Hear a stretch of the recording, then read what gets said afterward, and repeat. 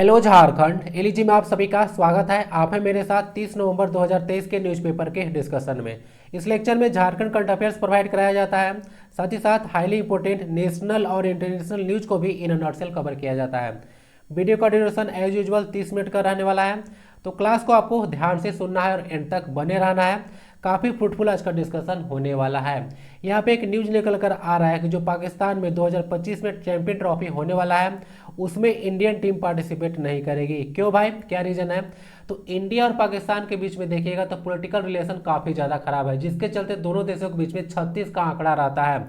तो इंडिया बोल रहा है कि हम जो है से इसमें पार्टिसिपेट नहीं करेंगे। तो बोला जा रहा है कि इसको आप लोग जो है से हाइब्रिड मॉडल पर जो है से कंडक्ट कराइए। तो हाइब्रिड मॉडल क्या होता है, थोड़ा सा इसको समझते हैं। तो अभी देखिए एशिया कप 2023 में हुआ, तो इसको जो है से पाकिस्तान में कराया गया, लेकिन इंडिया बोला कि फिर बोला कि हम पाकिस्तान में नहीं खेलेंगे, तो इंडिया जो है से श्रीलंका में खेला। ठीक है, ये बात ध्यान रखिएगा। तो इसको हाइब्रिड बोलते हैं। हाइब्रिड समझते हैं, दो चीज़ का क्रॉस कराया जाता है तो नया चीज़ बनता है, तो उसी तरह से इसको हाइब्रिड मॉडल बोला जाता है।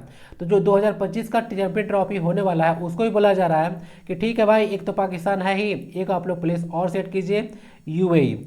ठीक है, तो हम तो भाई पाकिस्तान नहीं जाएंगे, यूएई में हम लोग मैच खेल लेंगे, क्योंकि हर कोई चाहता है कि भारत के साथ मैच हो। ठीक है, इंडिया को आप लोग इग्नोर नहीं कर सकते हैं, खासकर क्रिकेट के मामले में, क्योंकि जो भारत का बीसीसीआई है वह विश्व का सबसे अमीर क्रिकेट बॉडी है। तो हर कोई चाहता है कि इंडिया के साथ मैच हो। तो ये चीज़ आप लोग समझ गए, हाइब्रिड मॉडल। तो आपसे जो पूछा जा सकता है करंट अफेयर्स में कि 2025 में जो चैंपियन ट्रॉफी होने वाला है वह कहाँ पे होगा, तो पाकिस्तान में होगा। अगर यूएई को भी चूज कर लिया जाता है इस इवेंट के लिए तो आपको आगे अपडेट कर दिया जाएगा। ठीक है, फर्दर टाइमिंग याद रखिएगा, यह पाकिस्तान में होने वाला है 2025 का चैंपियन ट्रॉफी। और अभी देखिएगा जो एशिया कप हुआ था 2023 में ही बात कर रहा हूँ, तो जो एशिया कप 2023 हुआ उसका विनर कौन रहा, तो इंडिया है विनर भाई, इसको भी याद रखिएगा, इंडिया इसका विनर है। फाइनल में श्रीलंका को हराया गया था। ठीक है, इवेंट जो है से श्रीलंका में हुआ था। ठीक है, पाकिस्तान में इंडिया नहीं खेलने गया था। ये चीज़ आप लोग ध्यान रखिएगा। इंडिया और पाकिस्तान का बात आता है तो एक चीज़ और आप लोग याद रखिएगा, एक इंपॉर्टेंट ऑर्गेनाइजेशन है सार्क, SAARC। ठीक है, क्या होता है, ये होता है south Asian association and regional cooperation. तो इसको देखिएगा तो फॉर्म किया गया था 1985 में। ठीक है, ढाका में, जो कि बांग्लादेश का कैपिटल है।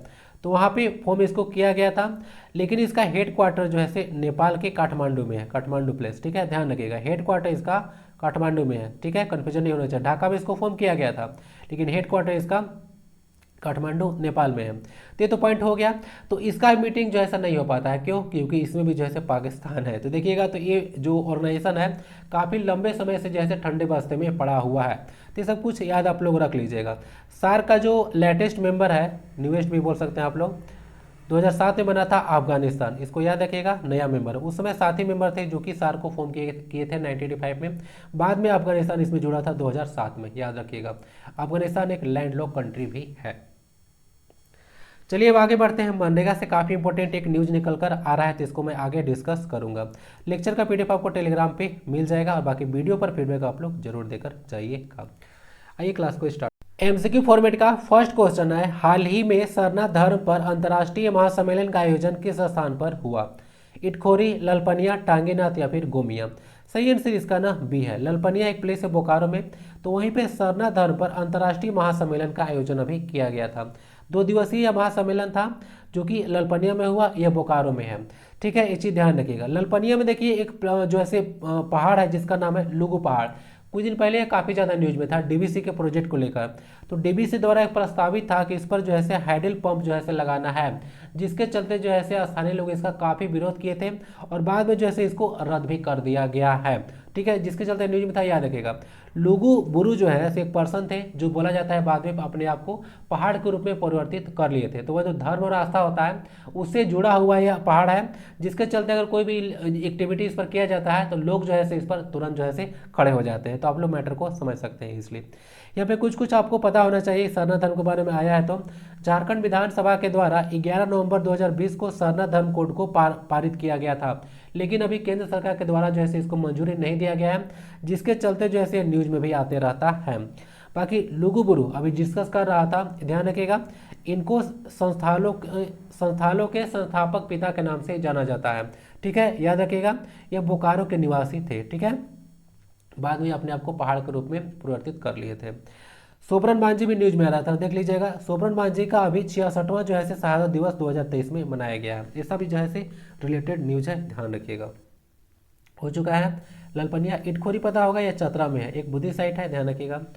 टांगीनाथ तो पता होगा, गोला में है, जो शिव भगवान से रिलेटेड है, या टांगीनाथ। और जो गोमिया है वो गोमिया ही बोकारो में है। ये जो है यहाँ पे आपको इंडियन एक्सप्लोसिव लिमिटेड, एशिया का पहला जो है विस्फोटक कारखाना भी जो है यहाँ पे लोकेटेड है। 1999 में इसको बनाया गया था ना, गोमिया बोकारो में, ठीक है। एशिया का पहला विस्फोटक कारखाना। आंसर इसका ललपनिया हो गया, बोकारो में प्लेस है, देख लीजिएगा। ये सब कुछ है, आप लोग देख सकते हैं। हेमंत सोरेन है यहाँ पे, उद्घाटन कर रहे हैं इसका। एक क्वेश्चन को आप लोग डबल टिक लगा लीजिएगा, काफी इंपोर्टेंट ये क्वेश्चन है। मनरेगा के तहत 100 दिनों का रोजगार उपलब्ध कराने में झारखंड का कौन सा जिला पहले स्थान पे है? बोकारो, चतरा, सिमडेगा या फिर पश्चिमी सिंहभूम? आंसर इसका सी है। सिमडेगा में जो है मनरेगा के तहत सबसे अधिक जो है रोजगार जो है प्रदान किया गया है, ठीक है। ये नवंबर तक का डेटा जो है उठाया गया था। तो देख लीजिएगा, सिमडेगा में जो है बोला जा रहा है कि 3590 परिवार को, दिन तो होगा नहीं क्योंकि 100 दिनों का ही रोजगार देना है, तो 3590 परिवारों को जो है रोजगार दिया गया। चतरा में 3084 है, पश्चिमी सिंहभूम में 2769 है। तो टॉप 3 डिस्ट्रिक्ट आप लोग देख लीजिएगा, जिसमें टॉप पे सिमडेगा है, चतरा सेकेंड स्थान पे है, और जो पश्चिमी सिंहभूम है वह 3rd स्थान पे है।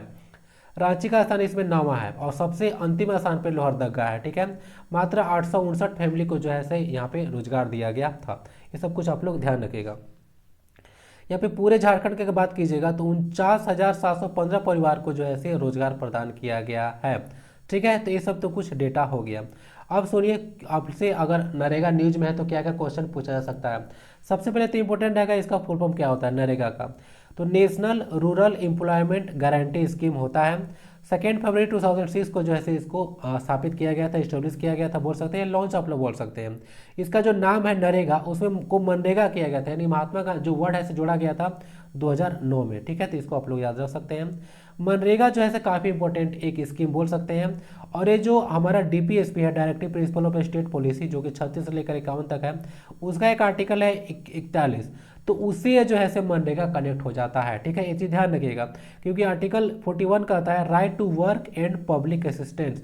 तो अगर किसी को आप लोग काम ही नहीं दे पा रहे, यहाँ पे लोगों का जो बोला जा रहा है कि काम देने का आपको अधिकार है, यानी लोगों को जो है काम का अधिकार है, तो मनरेगा जो है 100 दिनों का काम की गारंटी देता है, नहीं तो फिर उसको जो है उन लोगों को भत्ता दिया जाता है। तीसरे से गारंटी दिया जाता है, तो डीपीएसपी से कनेक्ट हो जाता है। और जिसका कौन सा आर्टिकल है, तो आर्टिकल 41 याद रखें, काफ़ी इंपॉर्टेंट ये आर्टिकल है। मनरेगा से रिलेटेड कौन सा आर्टिकल डीपीएसपी का रिलेटेड है, तो 41 है, जो कि right to work and public assistance की बात करता है। तो चीज़ याद रखिएगा। कुछ और चीज़ देख लीजिएगा, यहाँ पे तो सारा चीज़ तो लिखा हुआ है जो कि मैं डिस्कस कर चुका हूँ। आप लोग 24 के 24 जिला का शायद लिस्ट दिया होगा, आप लोग देख सकते हैं, यहाँ पे लिखा हुआ है। यहाँ पे देख लीजिएगा, कभी भी हम लोग सस्टेनेबल डेवलपमेंट गोल के बारे में बात करते हैं तो आप लोग पता होगा यूनाइटेड नेशन डेवलपमेंट प्रोग्राम के द्वारा कुल जो है 17 सस्टेनेबल गोल्स है, जिसको कि 2030 तक जो है कंप्लीट करना है। और ये 17 सस्टेनेबल गोल्स में टोटल टारगेट हम लोग को अचीव करना है 169, यानी कि 13 का स्क्वायर, ठीक है। तो इसको देख लीजिएगा। तो यहाँ पे बोला जाता है कि जो मनरेगा है वह जो है इतना सारा गोल को कनेक्ट करता है, यानी कि अगर किसी को मनरेगा के तहत जॉब प्रोवाइड करा रहे हैं तो हम लोग जो है डायरेक्टली या इनडायरेक्टली बोलिए तो इतना सारा जो सस्टेनेबल डेवलपमेंट गोल है उसको अचीव करने में कंट्रीब्यूट कर रहे हैं। तो सस्टेनेबल डेवलपमेंट गोल का जो पहला गोल है no poverty, zero hunger, good health, quality education और जेंडर इक्वालिटी, ठीक है। तो 5 गोल तो यहाँ से हो गया। उसके बाद 8वां, 9वां, 10वां, इतना सारा गोल है जो कि मनरेगा से रिलेटेड है। तो ये सब कुछ आप लोग ध्यान रखिएगा। नॉर्मल एग्जाम में सब क्वेश्चन नहीं आएगा, जेपीएससी लेवल तक क्वेश्चन ऐसे पूछे जा सकते हैं, क्योंकि मनरेगा न्यूज में है, किसी भी तरीके से आपसे क्वेश्चन पूछा जा सकता है। आंसर इसका सी सिमडेगा है। सिमडेगा झारखंड में एक ऐसा प्लेस है जिसका पॉपुलेशन डेंसिटी सबसे कम है, 159 है, ठीक है। आप लोग ध्यान रखिएगा। ये जो है 2 राज्यों के साथ सीमा साझा करता है सिमडेगा, ठीक है। किसके साथ, तो छत्तीसगढ़ और उड़ीसा के साथ। थर्ड क्वेश्चन देखिए, एक क्वेश्चन देकर लगेगा कि यह स्टैटिक का क्वेश्चन है, लेकिन 2-3 दिनों से ये जो इंस्टीट्यूट है वह काफी ज्यादा न्यूज में रहा था। तो इस तरह से स्टैटिक बैकग्राउंड में जाकर आपसे क्वेश्चन पूछा जा सकता है। केंद्रीय तसर अनुसंधान और प्रशिक्षण संस्थान रांची की स्थापना कब हुई थी? 1924, 1955, 1964 या फिर 1936? आंसर इसका सी है। 1964 में जो है केंद्रीय tussar research and training institute की स्थापना किया गया था। इसको आप लोग ध्यान रखिएगा। 1964 में बीएसएल यानी कि बोकारो स्टील लिमिटेड की भी स्थापना किया गया था। तो कनेक्ट करके आप लोग याद रखिएगा, उसी समय इसको स्टेब्लिश किया गया था, central tussar research and training institute, ये होता है इसका फुल फॉर्म भी देख लीजिएगा। हो तो गया, थर्ड 5 ईयर प्लान ड्यूरेशन में इसको किया गया होगा। वर्तमान में इसके निदेशक है के सत्यनारायण।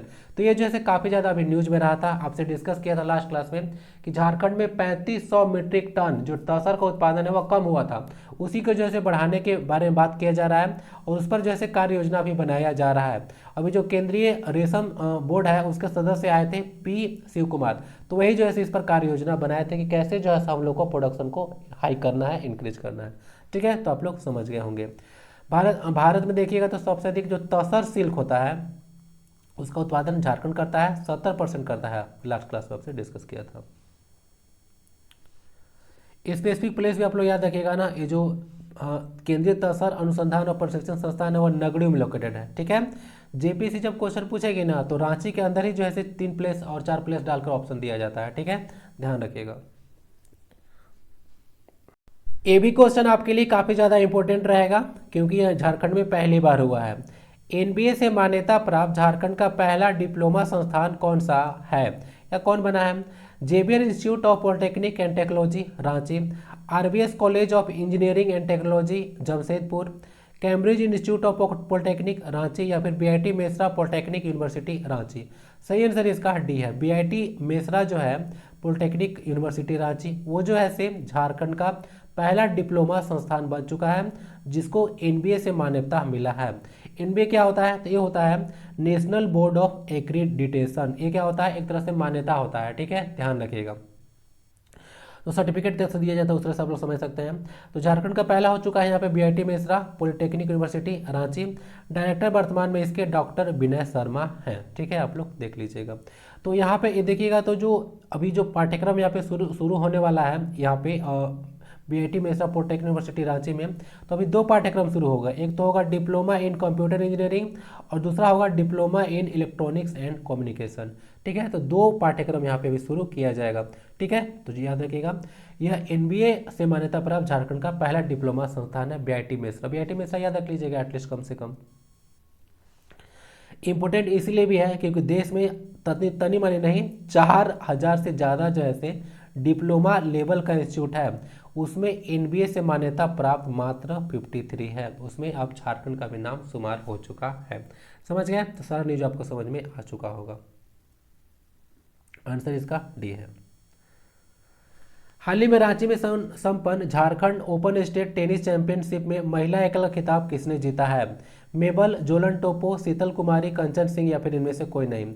आंसर इसका बी है, शीतल कुमारी जो है से झारखंड स्टेट जो ओपन स्टेट टेनिस चैंपियनशिप हुआ था उसमें महिला एकल खिताब यह जीती है। तो यहाँ पे देख लीजिए कहाँ पे हुआ था, तो मेगा स्पोर्ट्स कॉम्प्लेक्स रांची में इवेंट हुआ था।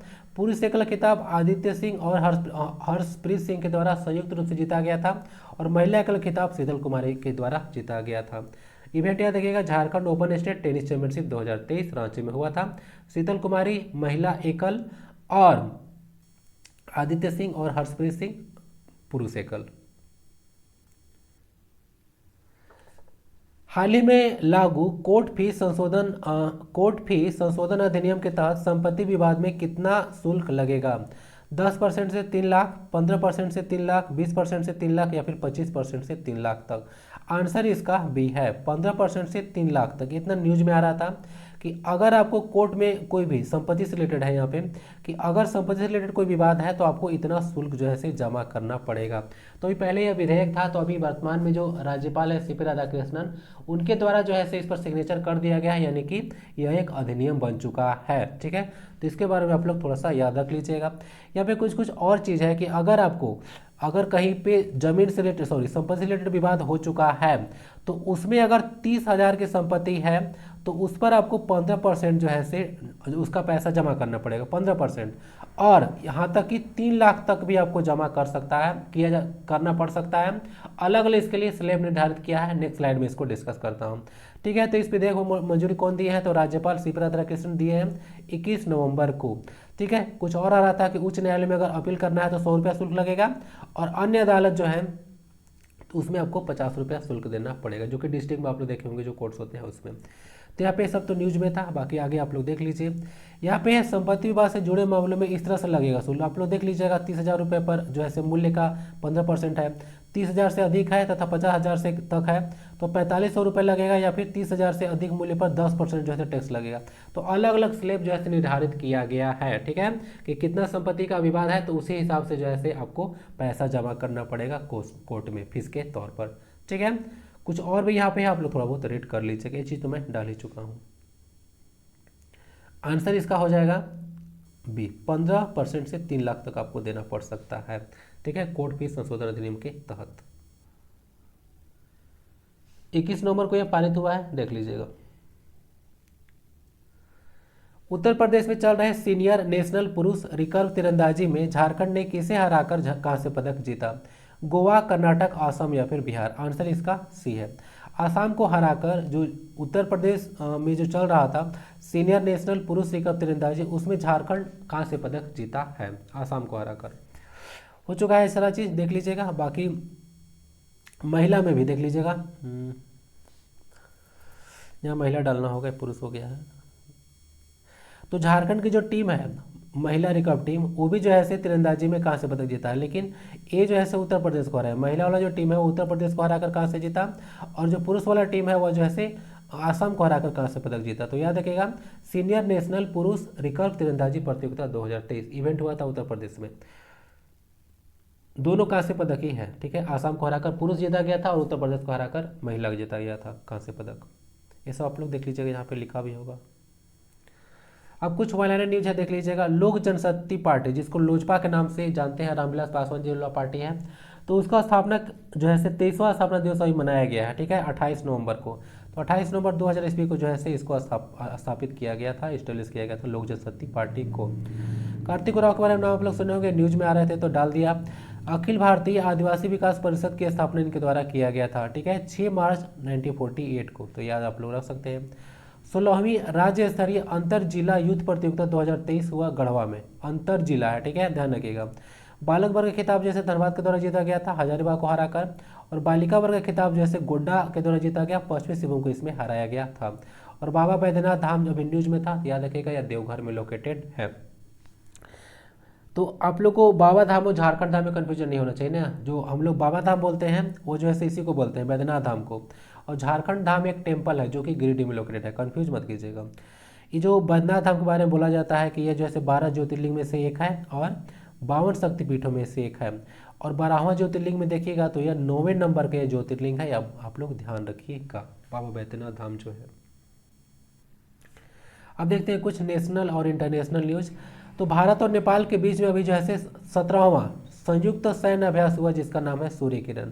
तो क्वेश्चन आपसे डायरेक्ट पूछा सकता है कि जो सूर्य किरण सैन्य अभ्यास होता है वह भारत किस देश के साथ कंडक्ट करता है? तो नेपाल आप लोग टिक लगा लीजिएगा, ठीक है। तो नेपाल के साथ होता है सूर्य किरण, चाइना के साथ हैंड इन हैंड होता है, ठीक है, हाथापाई तो चलते रहता है चाइना के साथ, तो ऐसे याद रखिएगा, ठीक है। तो ये पिथौरागढ़ उत्तराखंड में होने वाला है ना, मतलब इस बार जैसे भारत में होने वाला है। गुजरात का राज्य मछली, काफ़ी इंपॉर्टेंट न्यूज रहेगा आपके लिए। तो गुजरात का जो अभी राज्य मछली है यानी कि स्टेट फिश है, उसको दर्जा दिया गया है घोल को, ठीक है, याद रखिएगा। काली मिर्च का एक किस्म है जो कि ISR के द्वारा जैसे डेवलप किया गया है, चंद्रा। तो पूछेगा तो हाल में जो ISR के द्वारा विकसित प्रजाति है चंद्रा, वह किसका है? तो काली मिर्च का, ब्लैक पेपर होता है ना, जिसको आप लोग क्या बोलते हैं, गोलकी बोला जाता होगा या गोलकी बोला जाता होगा, ये कहेंगे इसको मरीच बोला जाता है। काली मिर्च तो मुझे पहले समझ ही नहीं आता था, जब ग्रेजुएशन पार हो गया तब पता चला कि काली मिर्च क्या होता है।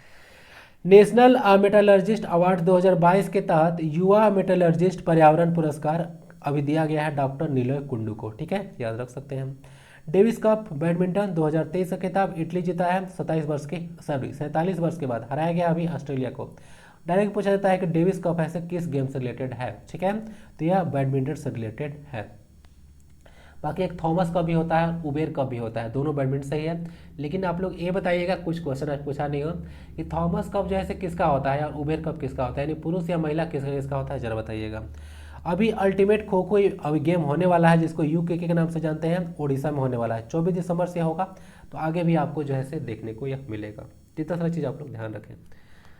अभी भारत के देखिएगा तो जो सर्वश्रेष्ठ पैरा एथलीट बनी है पहली अब महिला तीरंदाज बनी है। और पैरा है मतलब यानी कि यह किसी तरह से जो है से फिजिकली डिफरेंटली एबल्ड होंगी। तो देख लीजिएगा, ये जिनका नाम है शीतल देवी।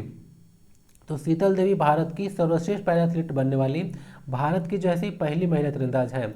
अभी इनको एशिया का सर्वश्रेष्ठ खिलाड़ी का खिताब दिया गया है। तो ऐसा ही खिताब पाने वाली भारत की पहली पैरा एथलीट है, ध्यान रखिएगा। मुद्रा एक न्यूज में था ना, तो याद रखिएगा, micro units development and refinance agency, यह मुद्रा का फुल फॉर्म होता है। और मुद्रा स्कीम को लॉन्च किया गया था 8 अप्रैल 2000, ये क्या हुआ है, 8 अप्रैल 2016 को जैसे इसको लॉन्च किया गया था। अब देखते हैं कुछ शॉर्ट न्यूज क्या क्या है। तो सबसे पहले तो एक झारखंड के पर्सन है जिनका नाम है रमनी मोहन झा।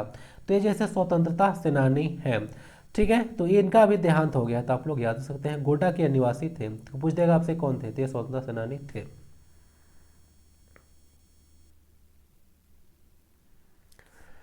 आदित्य अशोक के बारे में सुने होंगे, तभी एलईटी खिताब जीते हैं, तो याद रख सकते हैं, दूसरा इनका एलईटी खिताब है। तो आदित्य अशोक है, यह गोल्फ से रिलेटेड है ना, ध्यान रखिएगा, गोल्फ।